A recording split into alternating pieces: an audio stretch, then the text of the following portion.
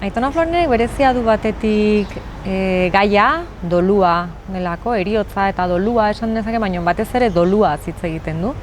Heriotzaren ondorengo, prozesu gogor horretaz, baina haurraren ikuspuntutik. Bai, dudarik gabe, bazen, lehen ere esan dut, etzan liburu edo lan saritua izan, argitaratu zen momentu horretan, beste lan asko bai izan dira sarituak eta ondoren argitaratuak, eta kasu honetan, hau zen besterik gabe idatzi nuen liburu bat, argitaratu zen, eta bai sentipena nuela itzalean bezala gelditutako lan bat zela, eta behar bada horregatik zen nire kutxunetako bat.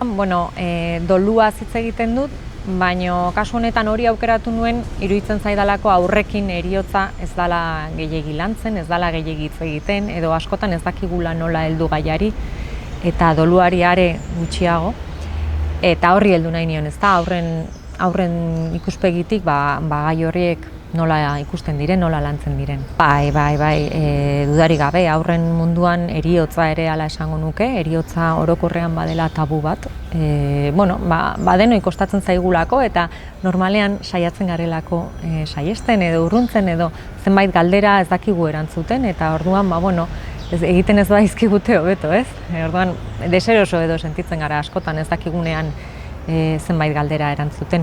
Eta suizidioarena ere bada nire ustez gizartean tabu den gai bat. Desberdinak dira, bi prozesuak biatan sentitzen naiz oso gustora, baina bat aukeratu behar banu uste dut helduena aukeratuko nukela, baina ni ere irakurle bezala hartzen naizelako. Gauez, ni beti gauez idazten dut, ez dakit egunez idazten, ez dakit, ezintasun bat da.